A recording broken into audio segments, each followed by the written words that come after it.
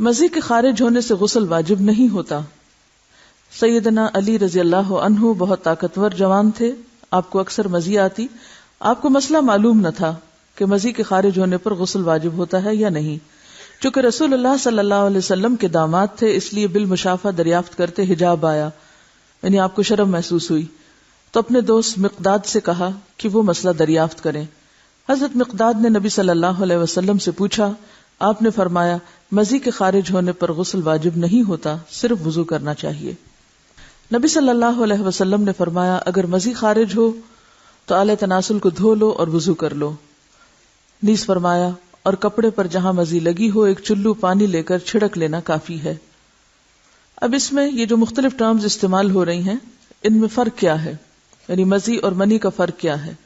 مزی اس چپکتے ہوئے لیسدار پانی کو کہتے ہیں جو شہوت کے وقت ذکر کے سرے پر نمودار ہوتا ہے، یعنی کہ جو اچھل کر نہیں نکلتا بلکہ ویسے ہی ویٹنس ہوتی ہے۔ اور منی عضو مخصوص سے لذت اور جوش کے ساتھ ٹپک کر خارج ہونے والا سفید مادہ ہوتا ہے جس سے انسان پیدا ہوتا ہے، اس کے خروج سے آدمی پر غسل فرض ہو جاتا ہے۔ ودی وہ گاڑھا سفید پانی جو پیشاب سے قبل یا بعد خارج ہوتا ہے، اس کے نکلنے پر غسل کرنا ضروری نہیں، یا اسی طرح لیکوریا بھی اس میں آ جاتا ہے۔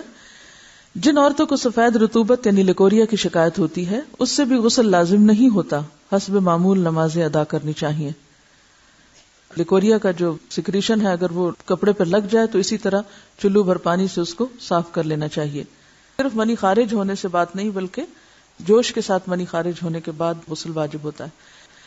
صحبت اور غسل جنابت۔ صحابہ کرام رضی اللہ عنہم کے درمیان غسل جنابت کا ایک مسئلہ زیر بحث آیا۔ ایک گروہ کہتا تھا کہ غسل صرف دخول پہ فرض ہو جاتا ہے، انزال شرط نہیں، یعنی واٹر ڈسچارج جو ہے وہ ضروری نہیں۔ دوسرا گروہ بیان کرتا تھا کہ وجوب غسل کے لیے دخول کے ساتھ انزال بھی شرط ہے۔ یہ طویل مباحثہ کسی فیصلہ کن صورت پر منتج نہ ہوا، آخر قرار پایا کہ ام المومنین حضرت عائشہ رضی اللہ عنہا سے دریافت کیا جائے۔ حضرت عائشہ نے کہا کہ رسول اللہ صلی اللہ علیہ وسلم نے فرمایا اذا جلس بین شعبها الاربع ومس الختان الختان فقد وجب الغسل، جب مرد عورت کی 4 شاخوں کے درمیان بیٹھ جائے اور اس کا محل ختنہ عورت کے محل ختنہ کے ساتھ مس کرے تو غسل واجب ہو جاتا ہے۔ تو مسئلہ یہ ثابت ہوا کہ صرف دخول پر ہی مرد اور عورت جنبی ہو جاتے ہیں اور ان پہ غسل واجب ہو جاتا ہے، انزال یعنی منی کا نکلنا شرط نہیں۔ ام سلیم رضی اللہ تعالی عنہا نے رسول اللہ صلی اللہ علیہ وسلم سے پوچھا اگر عورت خواب میں دیکھے وہ جو مرد دیکھتا ہے، آپ نے فرمایا جب عورت ایسا دیکھے تو غسل کرے۔ ام سلمہ رضی اللہ تعالی عنہا نے کہا کہ مجھے شرم آئی، میں نے کہا ایسا کیا ہوتا ہے، یعنی عورت کو بھی احتلام ہوتا ہے؟ رسول اللہ صلی اللہ علیہ وسلم نے فرمایا بے شک ایسا ہوتا ہے، ورنہ بچہ عورت کے مشابہ کیوں کر ہوتا ہے؟ آپ نے فرمایا مرد کا نطفہ سفید اور گاڑھا ہوتا ہے جبکہ عورت کا نطفہ پتلا اور زرد ہوتا ہے، دونوں میں سے جو بھی غالب آ جائے بچہ اسی کے مشابہ پیدا ہوتا ہے۔ اسے مسلم نے روایت کیا ہے۔ منی خارج ہونے پر غسل واجب ہو جاتا ہے۔